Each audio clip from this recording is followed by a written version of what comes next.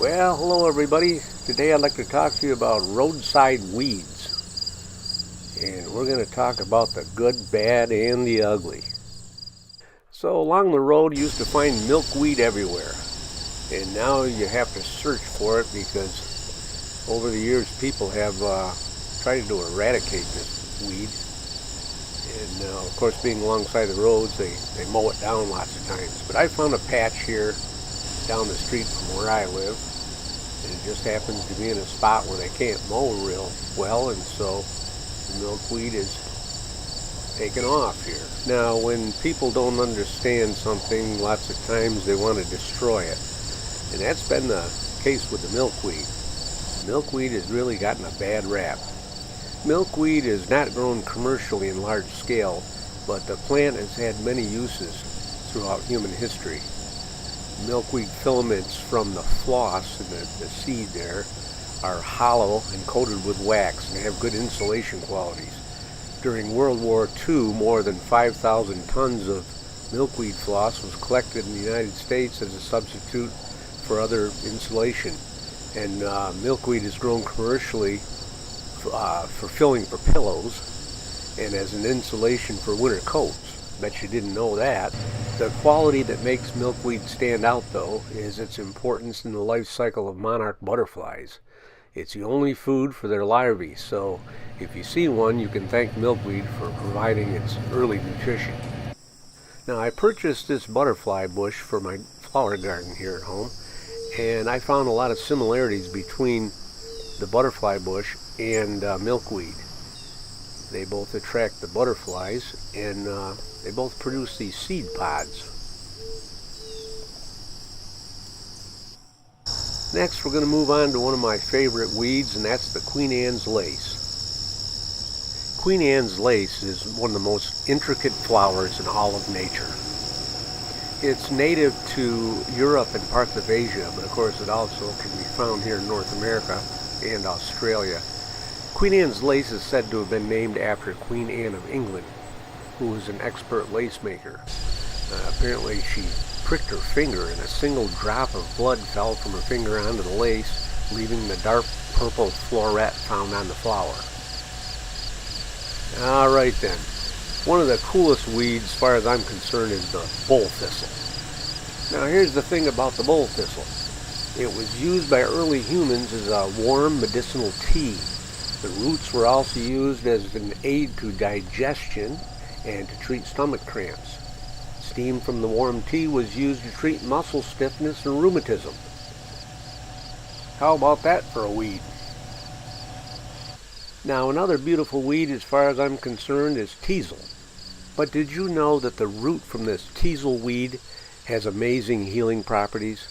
It's used to treat liver problems and even Lyme disease, but the teasel root is used for its ability to pull bacteria from tissue and into the bloodstream, which in turn exposes it to antibiotics and the immune system. So the teasel root works in conjunction with antibiotics.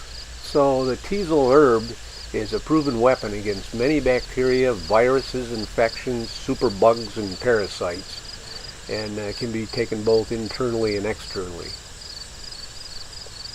I have some fond memories of the teasel weed, which go all the way back to my childhood.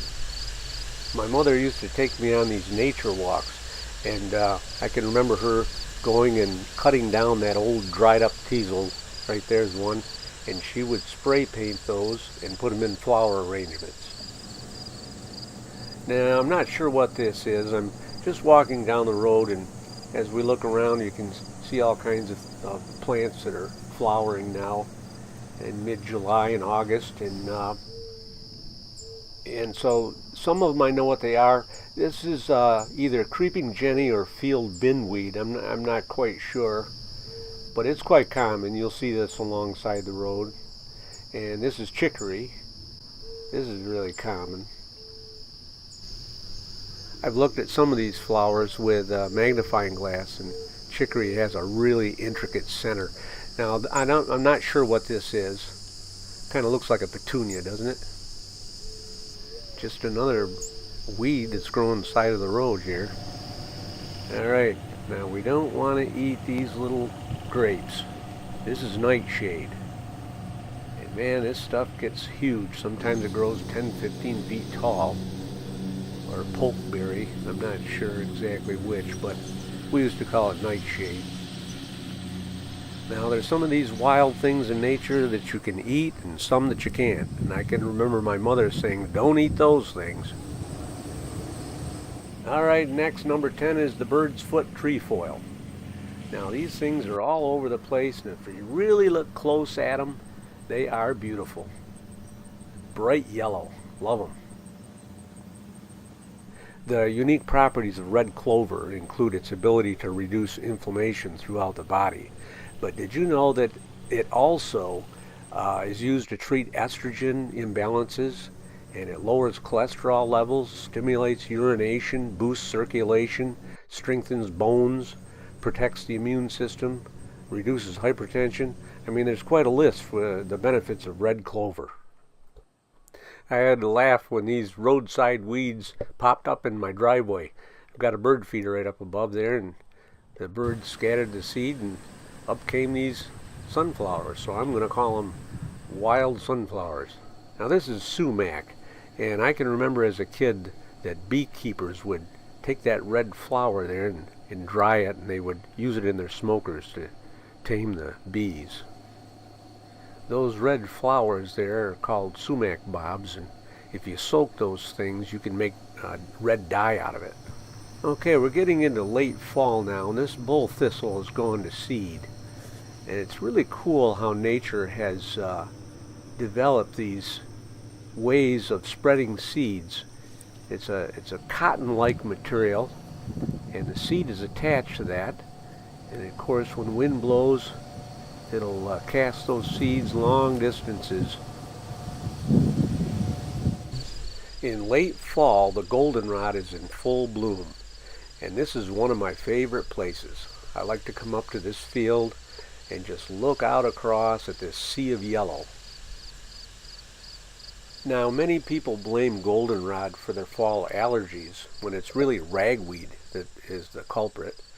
The goldenrod pollen is sticky and it's heavy, so it won't float in the air.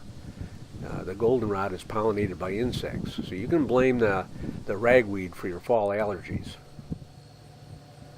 Now, goldenrod is another one of these weeds that can provide some amazing health benefits. Historically, goldenrod has been used to treat bacterial inflammation and as a tonic for the kidney. There's also evidence that Native Americans treated a toothache and sore throats by chewing on the leaves and roots. Now, those yellow flowers of the goldenrod plant are steam distilled to produce an essential oil. It's not the best known of essential oils, but it has a variety of therapeutic uses ranging from urinary tract infections to skincare. And it's kind of ironic that the plant, which in the past was mistakenly blamed for causing allergies, is now seen as an effective treatment for hay fever. Yeah, maybe we should take a closer look at the benefits of goldenrod. Alright, I'm driving down the road and I look out across this swampy area, and I'm going to call these wild black-eyed Susans. This is another example of, I'm not sure what this is, but they sure look like black-eyed Susans. In the last few years, I've noticed this weed growing everywhere. I learned that it's called Japanese knotweed, and it's an invasive species. I mentioned we'd be talking about the good, bad, and ugly. Well, let's start out with the ugly when it comes to this knotweed. Japanese knotweed has been described as thuggish, ferocious, invasive, and an indestructible scourge. I read about this guy over in England that started a business called Japanese Knotweed Solutions. And he told about people calling him in a flood of tears after being told that because of knotweed, their home is unsaleable. He said it grows up to 6 feet tall and 65 feet wide due to tireless and unstoppable army of unseen roots. And it forces its way up through every crack imaginable in patios, concrete paths, and even in walls and floors. So that can actually destroy your home. And apparently, for the average homeowner and gardener, it's beyond us to get rid of this knotweed.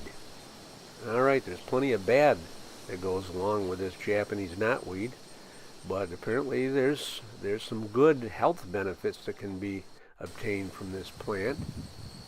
It's been used in traditional Chinese and Japanese medicine to treat general inflammation and the common cold and allergies, neurology and brain problems. There's even been some studies that shows it's helpful in the decline in dementia. It's used for skin lightening agent, and there's even claims that it's effective against battling cancer. I can tell you the bees love it. The most interesting thing that I learned about cattails is that the United States almost won World War II with cattails. No green plant produces more edible starch per acre than cat o' nine tails. Not potatoes, rice, taros, or yams. Plans were underway to feed American soldiers with that starch when World War II stopped. Alright, we're getting close to the end of the summer here, and out in front of my house, in kind of a wet, shady area, these things are growing. I'm not sure what they are, but they are really cool. After it had rained one day, I noticed that these things were full of water. They were like little bowls of water. Now here's kind of a unique house that's not too far away from where I live. And this guy's growing weeds up on the roof. I wanted to wait to finish this video until those seed pods burst open so that you could see what that looks like. And there's that silky inside, and there's the seeds that are attached. So in both my butterfly bush and the milkweed, that's how that works. Well everybody, I hope you've enjoyed my video on roadside weeds and their possible benefits. Might give you a little different perspective on weeds. And if you liked the video, consider subscribing, and remember, hit that like button. Thanks for watching. See you next time, everyone.